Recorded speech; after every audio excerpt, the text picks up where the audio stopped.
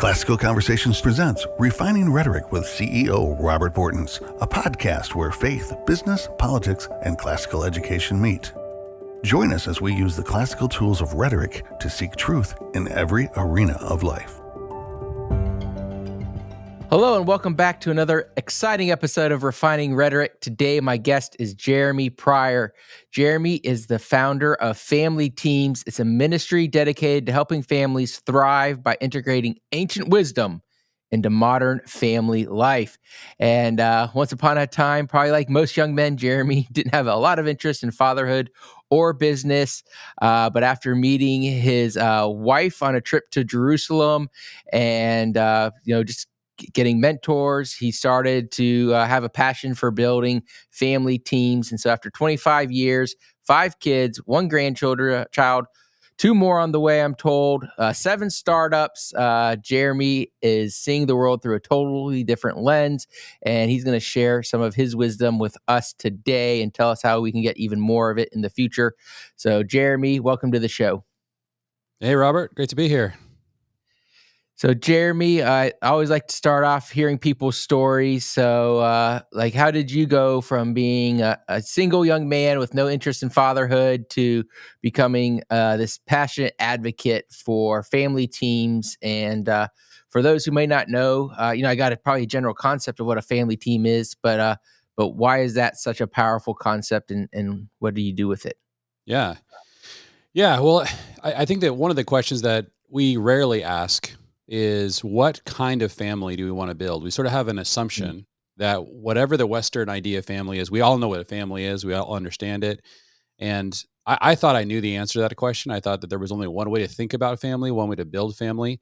I grew up in the Seattle area, and we were, I would say, experiencing just culturally an advanced version of kind of the modern Western family, where there was so much divorce, so much breakdown, so much individuality. And it seemed like an experiment that had gone off the rails. And so I was a Christian. I wanted to follow Jesus. I was passionate about someday getting married. I wasn't that excited about being a father. And I had spent a lot of time in other cultures. And I was 23-year-old single guy living in Jerusalem. I was doing a semester abroad. I was going through seminary. I wanted to learn Hebrew.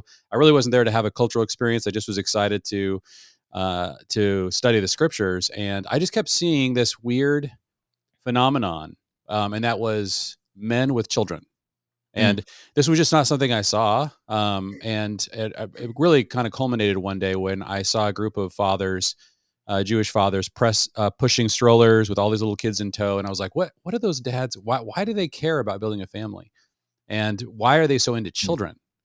And so I started to ask various Jewish and Arab fathers, and they all kind of gave a similar response. And if I were to boil it down to one word, it would be Abraham.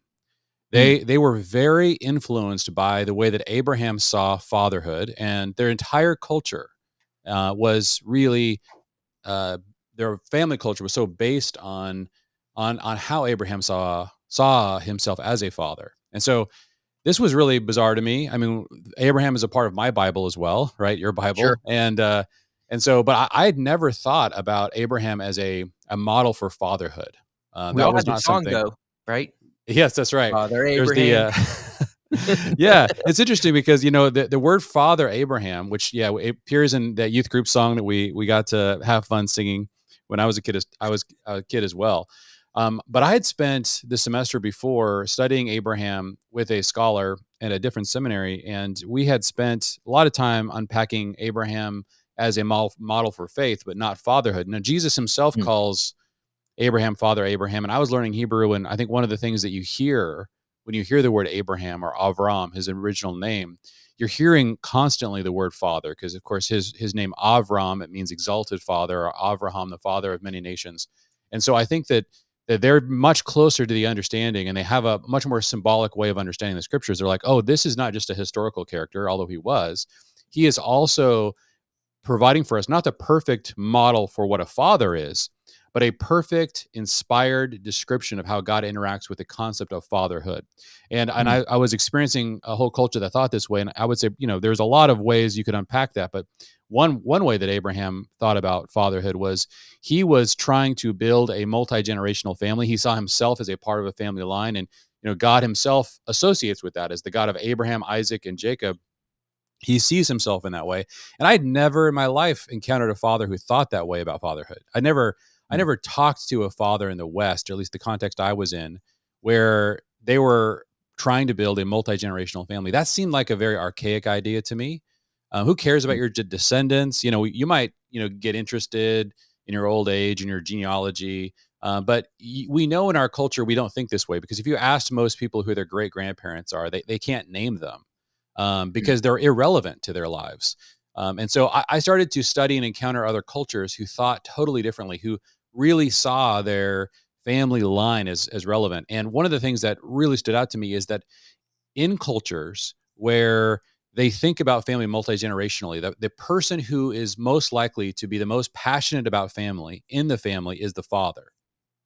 Mm. And so we live in a culture where there's an epidemic of fatherlessness, right? We're at a point now Absolutely. where 60% of people, of children, will grow up at some point in their childhood in a home outside the home of their biological father. There's lots of reasons for that, but one of the reasons is that fathers have a really hard time prioritizing, get excited about their families. Now, this is not true in Abrahamic cultures. In fact, it's the exact opposite. Like I said, in Abrahamic cultures, fathers are incredibly passionate about family.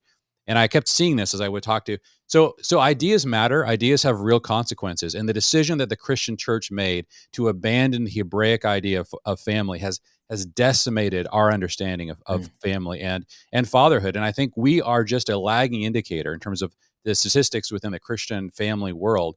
We're following the same trends, the same trajectory, because we had the same ideas about family. So for some reason, our studies of the scriptures have not led us to being able to inoculate us from these destructive ideas. We don't mine the Hebrew scriptures for understanding of family that would protect us from the Western ideas of family. And so the Western idea of family, I would say in a very just a sentence, is that we think in the West that a family is a springboard for individual success. You are a successful father or mother. You've raised a successful family if your children are maximally independent and able to launch out in a way that where they're able to start their own family, and then it kind of starts over. And so we really believe in hitting the reset button every generation. This is totally different from Abrahamic families who think about families as a multi-generational team on mission. And you see that.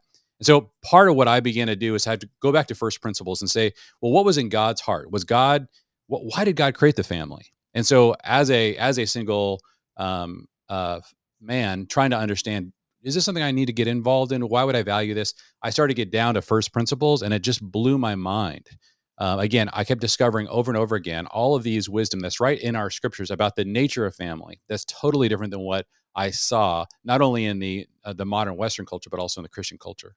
Yeah, that just reminds me that so many of our dads in churches, maybe reason why, and of course I'm a little biased, but so many of them are giving their kids over to the pagans to be educated 5 days a week. Yes. And you would never see Father Abraham sending his kids to one of the rival tribes to get their education, but that's commonplace here in America. So Absolutely. you got interested in fatherhood, figured you needed to get some real life experience. So you went and found a wife and, Yes. and had some kids. Yes. Yes. As the scripture says, the person who finds a wife finds a good thing, and receives a gift from the Lord. And so, yes, my wife, April, who grew up in the Columbus area, we No way. yeah. My wife's April, and she grew up in Cleveland. So Really? Oh, nice. We yeah, got that in common. Awesome. nice. Yes. Yeah. Ohio girls are awesome, right? Um, so Absolutely. I was very blessed. And so, yeah, April and I formed our family team and began to have children, and, began that process of really trying. And it was a long, many years as we began to really like start having kids and start thinking through again, going back to first principles. What kind of family are we going to build? Like, what does God really call this? And I've been so influenced by the first page of the Bible, Genesis Mm, 1. Theologians call it the principle of first mention. The first time a new concept is introduced, oftentimes part of what we're given is the theological framework, the mm, theological purpose or telos of that thing. Well, we're really shown that in Genesis 1, when God creates the first man and woman. It says male and female, he created them, and he gave them, he blessed them and told them to be fruitful, multiply, fill, subdue, and rule. And so if you look at that description of the purpose of family is to be fruitful, multiply, fill, subdue, and rule. That's a really interesting. You cannot have a modern Western idea of family that is a springboard for individual success and also hold to the biblical understanding that families are designed to be fruitful and multiply, fill, subdue, and rule. You see in that definition or the description of the purpose of family what the family actually is. Like there's a necessary definition within the purpose given to it, and that definition involves that it has a purpose or a mission that they're to do together, right? There's something. So the family is a team. This is our modern way of describing when you have a group there, because that wasn't given to just the man or the woman. It said God blessed them and said, "Be fruitful, multiply, fill, subdue, and rule." So they're given this 5-part mission, but they're also the mission is way beyond what they can do in even their one generation. So we know that it's multi-generational. So God designed the first family and the family in general to be a multi-generational team on mission, exactly the way that Abraham, Isaac, and Jacob thought and led their families. And this is really one of the things that's interesting to me as I've gotten deeper and deeper into sort of the sociology of family. Almost every culture thinks this way about family until very recently. Our ideas about family are extremely recent, and they really only are created in cultures in which there's what sociologists call the assumption of stability. Because if there were, suddenly a huge catastrophe, and we almost saw this during COVID, something that hits the culture where people start to feel unstable, they immediately collapse back into their family team, and they start to function more like a family team. And so in most places in history, there were so many predictable problems that were going to hit the family. There was wars, and there was pestilence, and there was famines, and there were so many problems that for you to live the way we do in the West, launching out every one of your children as individuals, that this would immediately destroy.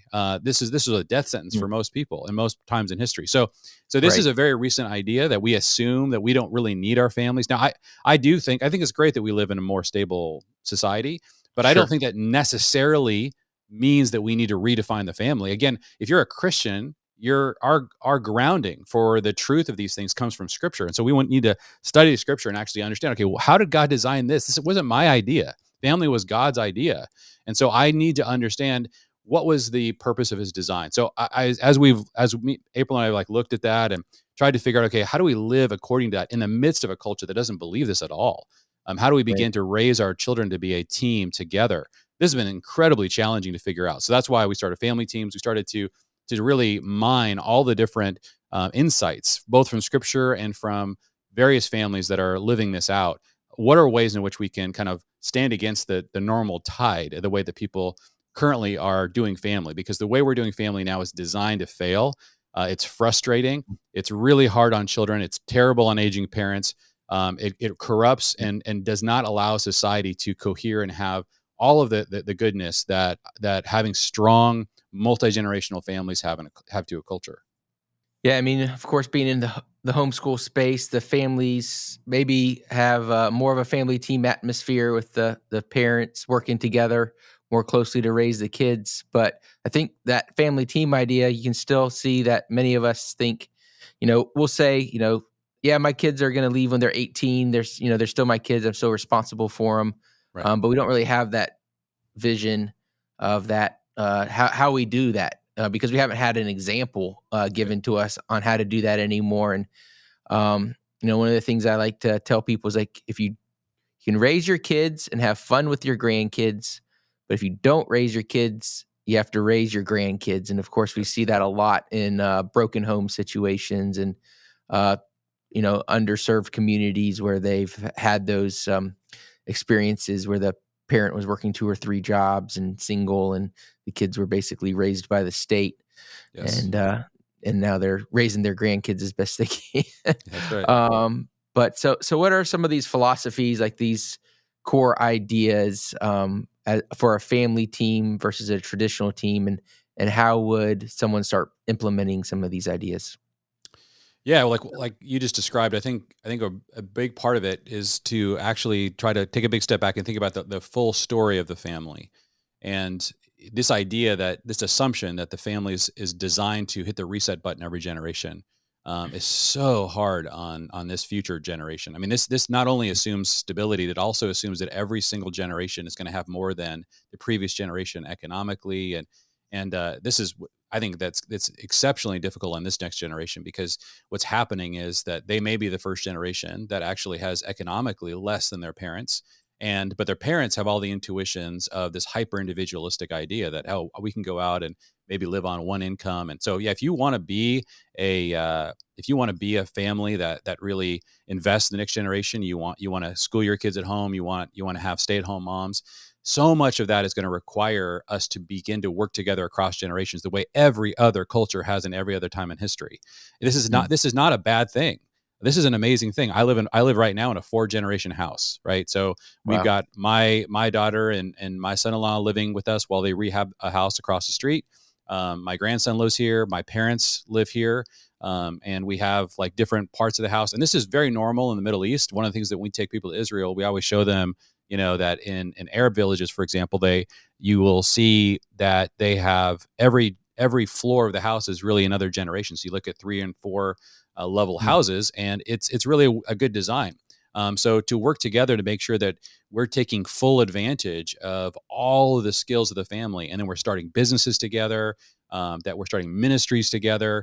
What are all the things we can do together? And again, this was what God said to us: be fruitful, multiply, fill, subdue, and rule. So part of that whole process is that if we're going to create a ruling family, a ruling household, that can maximize. We can't be hitting the reset button every single generation. We need to learn how to work together. We need to think about, okay, what are some things that our family is called to do, and let's figure out how to continue to further and subdue in these different areas. I mean, your family, Robert, like I'd love to hear any way that this is like applies to you or how you guys have experienced this, because I love to listen to when there's kind of a multi-generational experience of a family that begins to subdue and rule within a particular realm of society. And you guys have been really influential in this realm of education.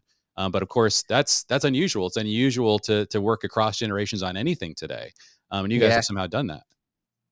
Yeah, I mean, I think, transitioning from my mom being kind of the leader of classical conversations, and she's still the inspiration and visionary and working on the academic side over there, but transitioning and myself running the business day-to-day side is definitely, some challenges. I think overall, when I talk to other people in our situation, I think we had less challenges than other people.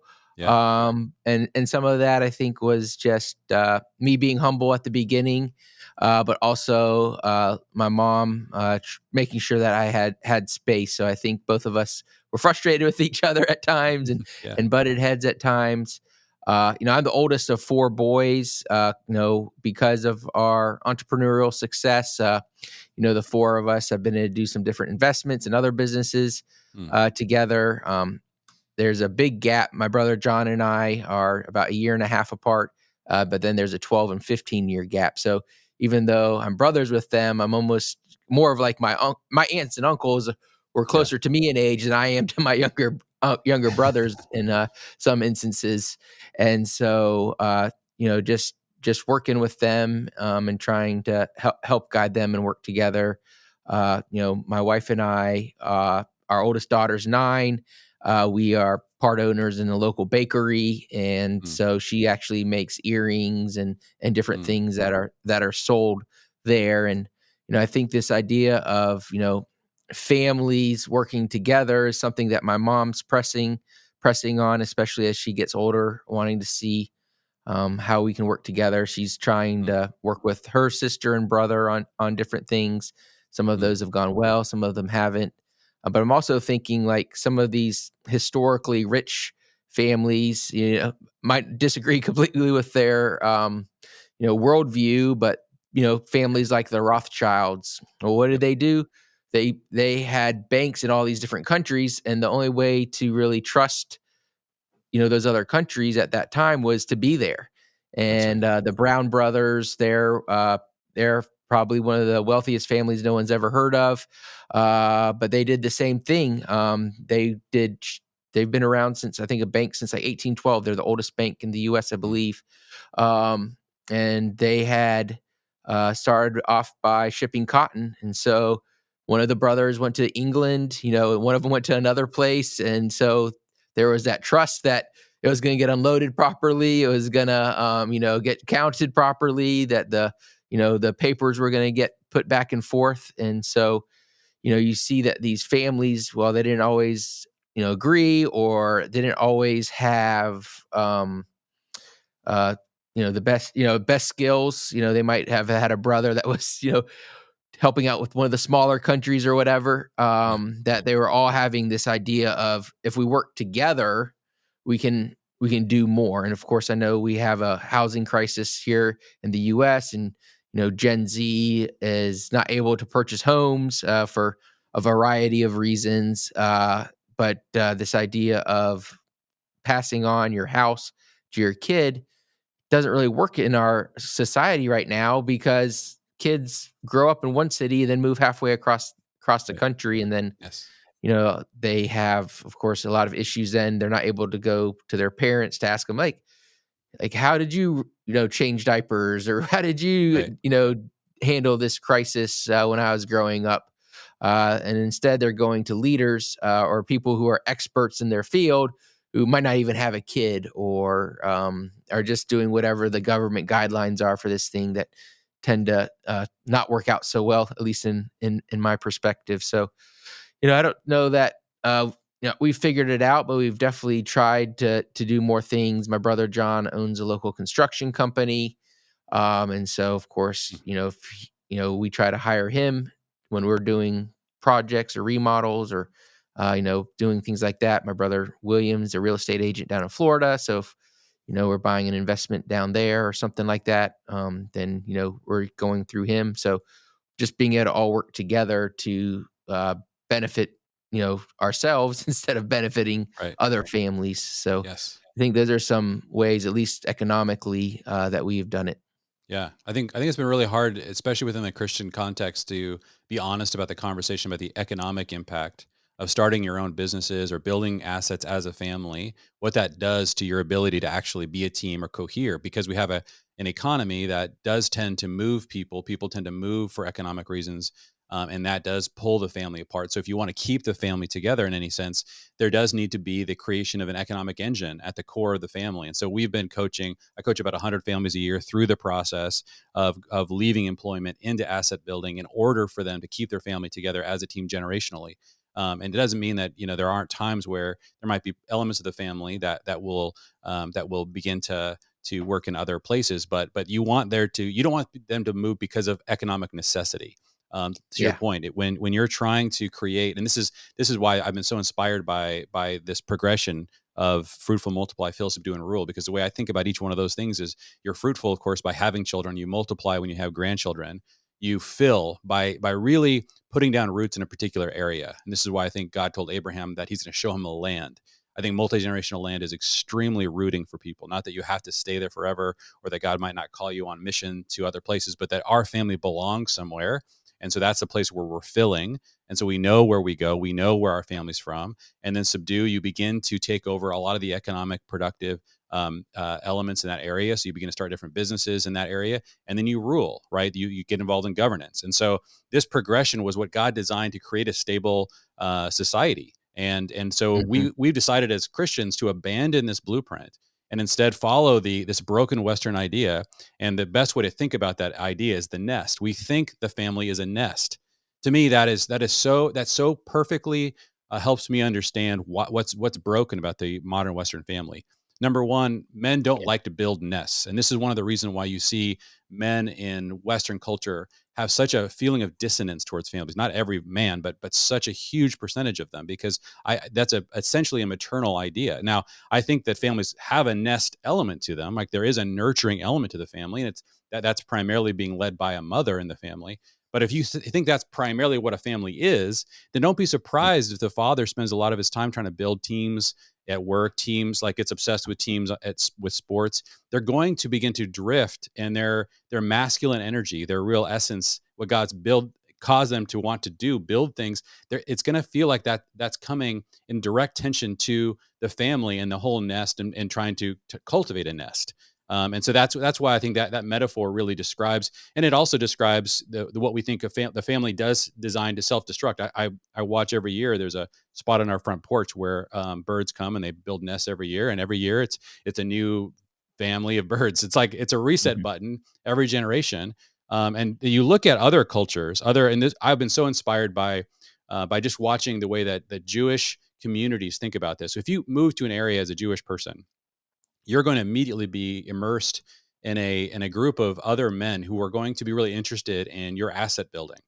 This is Yeah. just a regular part of the way that they think, because again, it's very inspired by the Hebrew scriptures. You're not going to see that within the church. You're going to see in most places there's a firewall between conversations we have, and we really have almost a poverty mentality.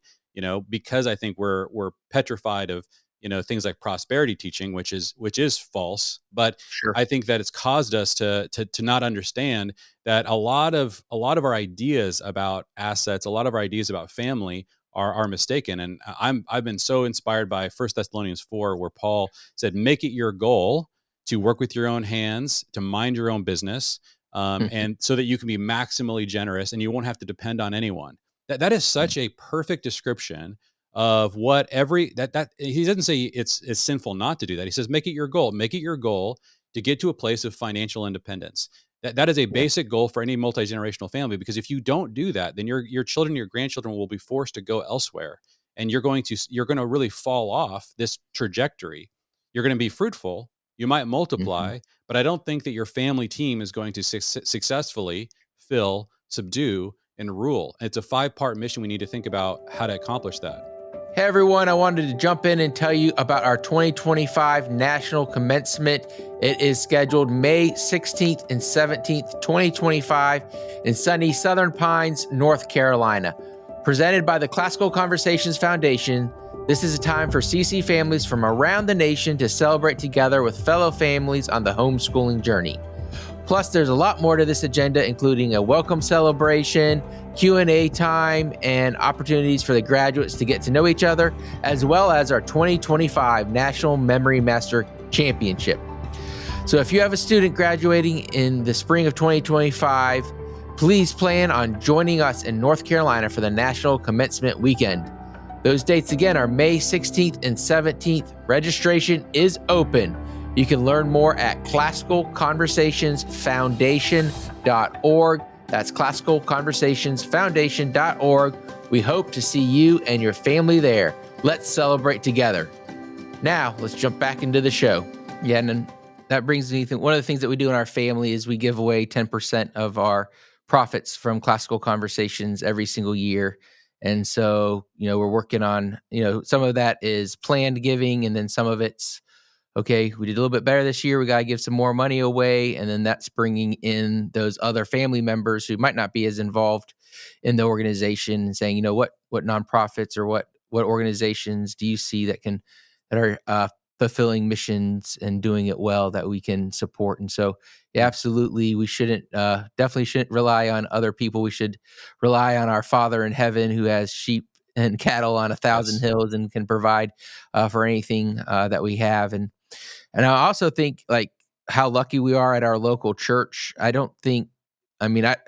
Almost every single person at our church is an entrepreneur and trying to figure out. They It's might work full contagious. time somewhere else, and Yeah. they're starting something on the weekends or doing something at nights, and we're all trying to work Yes. together. And we talk about it, what's working, what's not working. Have you thought about doing this? Hey man, you got to raise your prices. You're not charging enough. Yes. Or hey man, you're slipping here. You got to really pull that back and fix that before you try to expand.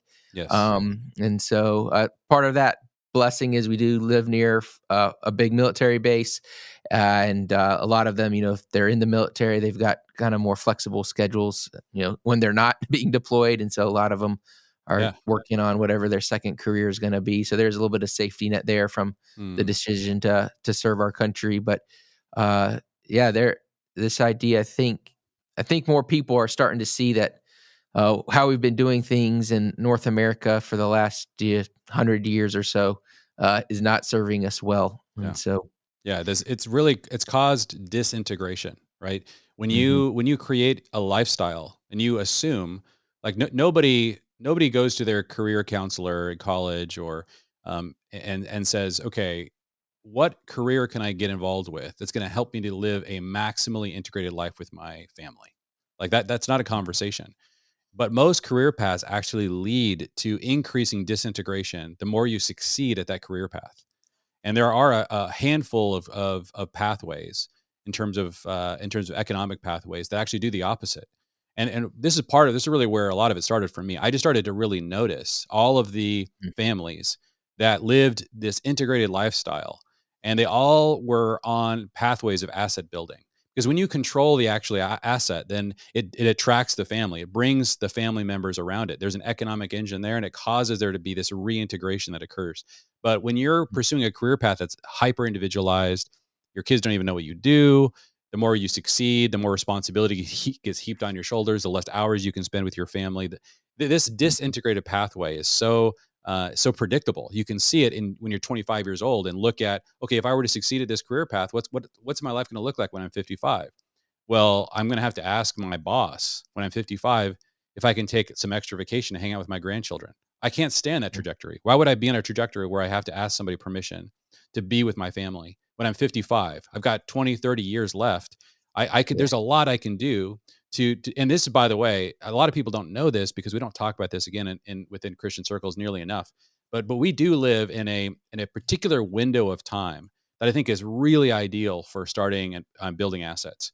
Like, it was really difficult in the 50s and 60s, because there's a lot of economic prosperity, but the actual way that the economy was designed, a manufacturing economy, took a lot of capital, right, to start a Mhm. factory or to get something started. I think in the future we're headed into some real headwinds. I'm concerned about what happens with AI and whether or not we're going to get into a scenario where it's going to be increasingly difficult to build assets. But the last 20 years have been amazing. It's been like a golden era Mhm. because of the internet. It just, things broke open and hundreds of new opportunities came about to start businesses. And for a lot of people, they think, well, it's like Shark Tank or tech startups. They have an idea of entrepreneurship that I think is, I have to invent something completely novel. But the vast majority of small business owners just offer a basic service for their region and can Yeah. scale it oftentimes to well over $1 million in revenue in most places.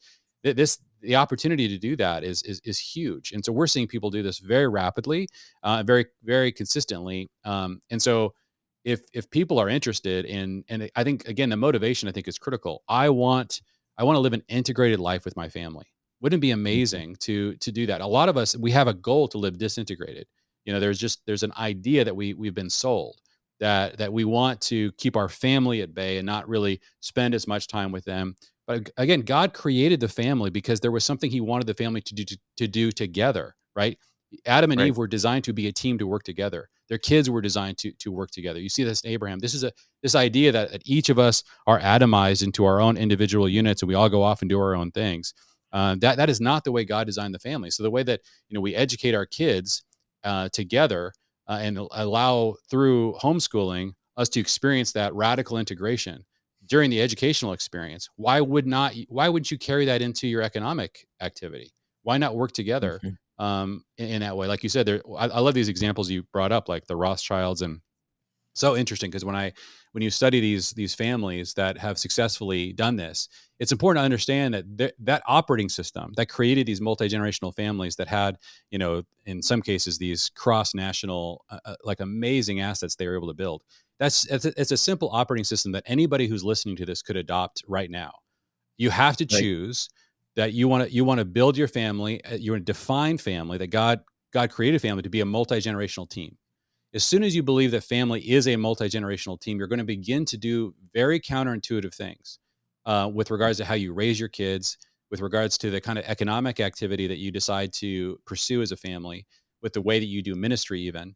And all of these things begin to become increasingly integrated in every way, because you're like, okay, that God designed the family to be a unit and a team that works together. And you have to really Mhm. resist this assumption that we're building these nests and that we're designed to be raising hyper individuals, and that the best thing that could happen is for all of my kids to fly the coop, and then they're all in different parts of the world and or the country and doing their own economic things, and that I'll see my grandchildren, maybe once or twice a year. That is such a weird story.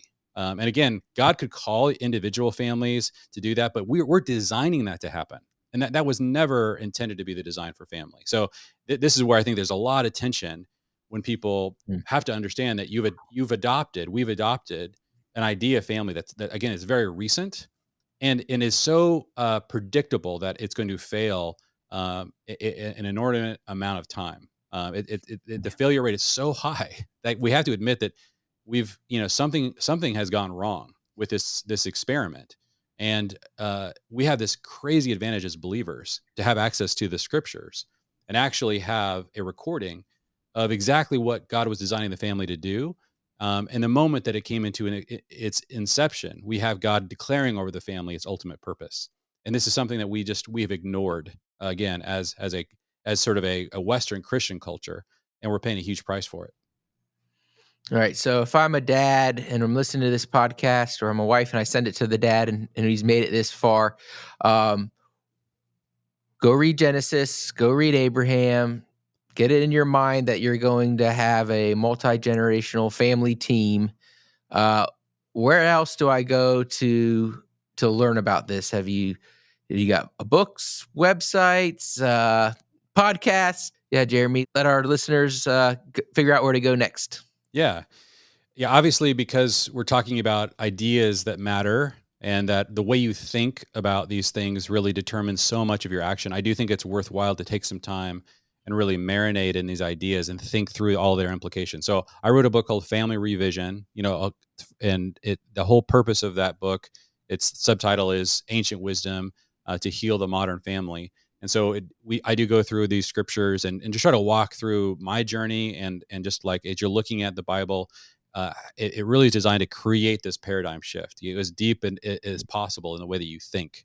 And then I do have the Family Teams podcast. I have a personal podcast, both of which, we do a lot of discussions around this and try to like tease out the implications of building multi-generational teams on mission in all these different arenas of life, whether it's politics or education, just lots of things in the home in terms of training kids, how to think about grandchildren, all of these things. When you begin to adopt a totally different definition of family, that a family isn't a nest, but is a team. You do need to get some support. And then familyteams.com is kind of the main hub where a lot of you'll see kind of our courses, our books, our events, and things like that. So, and if you're interested too in this economic kind of transition, like I said, I coach. There's a thing on familyteams.com called Family Inc. And this is where we spend about a year with families as they're going through this transition. So they get coaching to do that. So those are some of the places you can check out more information if you're interested. All right, I want to get your opinion on something that we just started doing because my oldest is 9, so you've lived through it. I'm reading this book, How to Make Your Kids Millionaires, and one of the things they tell you to do is get away from, you're part of the family, so you have chores and different things you have to do as part of your family, but then make everything else jobs. And so last week, I made job cards for each of the kids, and it was like, $1 to vacuum the living room, $3 to, clean the main bathroom toilets, those type of things. And so I'm starting to make that. And then once a week on Friday, they're getting they basically have an envelope. They put the card in the envelope after they've done the job. It's been inspected and approved. And then on Fridays, I pay them. So they're making a lot more money than before, but I'm telling them they have to buy their own things now, even at 9, 7, and 4. But we're doing 3 envelopes. I'm not a big envelope guy normally, but we're doing 1 envelope that's tithe. 10% of what they make is going into that. 20% is going into savings. And what we're kind of doing, because they're young, is saying this is going to be your spending money, for a trip that we're going to go on. We're going to SeaWorld, so that money is going to be saved up for Nice. SeaWorld for you to spend and get a toy there or something like that. And then 70% for their spending money, which they obviously don't have to spend, but just trying to say, okay, if we go to the store and you want the bag of Doritos, I'm not going to buy it now. You're going to buy it with your money. So trying to get that entrepreneurial spirit in their ideas of like, hey, if I want something, I can go work for it. And second, quite honestly, they've went from dreading doing those extra chores because they were just getting a weekly allowance that was much less to now fighting over who's going to do which chore card, which is an issue in itself. So good. So what do you think? Oh man, I love that so much. Yeah, I love that system. I think that's so important. Yeah, I've been really influenced. Scott O'Donnell, he has a book. It's very similar ideas called Value Creation Kit, kids. And part of what he recommends is a very similar idea. And he's kind of advanced it in a way, and he separates expectations, which are, these are things that have no economic implications. This is just being a member of the family. This is what you Yep. do. Then there's got to be expenses, which are things that your kids have to pay for, that actually creates the motivation. Expenses are actually really important for kids to have, and in order for them to be motivated. And then the third part is what you guys are doing, when that is these jobs, or he calls them gigs, and these things that your kids can pick up and say, okay, this will help me get some money so that I can put some money in those different envelopes. What's interesting too is with regards to the gigs, there's two of the things he said that I found really interesting. One is that when your kids do a gig for you, almost in every place, if it's a physical, gig, like wash out the trash cans, that's something they could do for neighbors as well. Right. So if you separate expectations, which are like, just cleaning the kitchen after dinner or whatever, hey, we all participate in that. But when they do something extra, like cleaning out the garage or the trash bins or whatever, like this actually helps fire up their entrepreneurial spirit.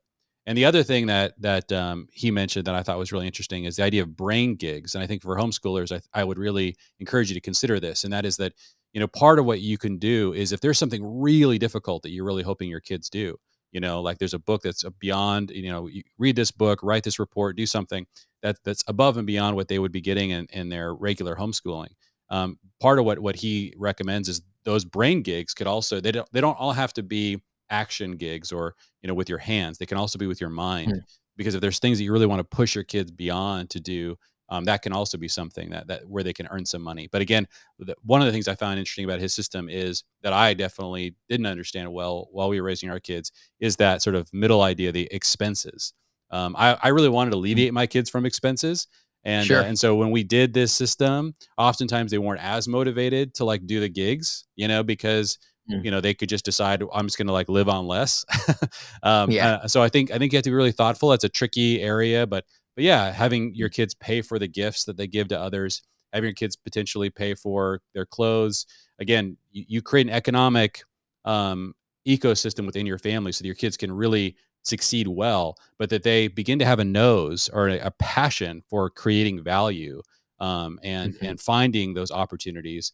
Man, that is so valuable. That's such a important way such a gift to give your kids. So they understand how money works, and they see their ability to create value within the family. And then that just really dovetails directly into economic or business interests they might be able to create as they're getting older. And our kids are definitely in that zone. I didn't know if our kids were going to be, really interested in college, but all of them have been immediately wanting to start businesses, and have done a great job of of figuring out, what are the ways for them to create value.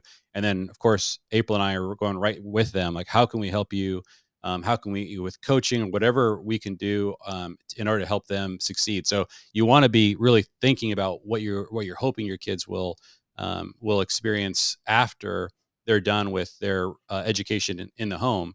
Like, how are they going to begin to transition smoothly into into the larger economy in a way that's going to help them succeed as quickly as possible. And one of the things that's difficult about this, you guys, is that, man, this is different for our kids than it was for most of us. Like I grew up in a time where if you went to college, got a degree, there were a lot of job opportunities that you just almost automatically got because you got that credential. That is not the world our kids are growing up in. And we think it is because that's what we're used to, or that's the message that worked for us. If it worked for us, it's going to work for my kids. Your kids are growing up in a different world. And so it's really important for you to be careful that the way you're thinking about economics is in line with the actual economy that your kids are going to not only like immediately enter into, but they're going to live in for the next few decades, right, of their life. And so, again, I think we do live in an economy that is really rewarding entrepreneurial efforts in an outsized way, and is discounting credentials like nothing I've ever seen. And that is a trend that's going to increase. And so we need to be really thoughtful about how we're going to prepare our kids for that world. Yeah. Well, I mean, the credentialing system has given away credentials like drunk sailors. Yes. So that's why we have a lot of our issues. So, well, Jeremy, thank you so much for being on the show today. give us those websites one more time where they can connect with you and any social media platforms that you guys are active on. Yeah. So Jeremy Pryor, you can see me anywhere. Family Teams is on Instagram, has a podcast. Go to familyteams.com. I would love to see or interact. I'm on Twitter or X now. All the socials, and the podcast is on YouTube, and so wherever you can find us there. And we got tons of content, and would love to interact. And if you guys have questions or want to like explore some of these ideas, would love to see you guys there. And I'm so excited about all the things that Robert, you guys doing with Classical Conversations. My daughter, she's in challenge 3 right now. It's Nice. like it's been a huge blessing for our family. And so thank you to your whole family for what you've provided and blessed our family with, and so many other people in our area. It's amazing. Virtually everyone that our family disciples and is in community with is deeply engaged in Classical Conversations. It's fit that niche in a way that has been so good for what I'm describing here. That integrated life, it really creates that for so many families. And so it gets them, in the right kind of culture as a family thinking. And I think that what I'm encouraging is, what do you do after the kids kind of graduate? Like, keep that culture going. Like, there's a way to continue to work together as a family team that's healthy. There's unhealthy ways, of course, that are constantly being, highlighted. But man, there are so many healthy ways. And again, this is the way God designed it. Well, again, we'll put all those links in the show notes. So if you didn't get them written down, just go to refiningrhetoric.com. Thank you so much for joining us today. If you enjoyed the show, share it with a friend. Would love to leave a comment in our Instagram or our X feed. And until next time, God bless. Thank you for listening to Refining Rhetoric with Robert Bortons. Want more? Make sure to subscribe so you won't miss an episode. You can also follow us on social media to continue the conversation, and visit classicalconversations.com/rhetoric to find out how you can join a local homeschool community.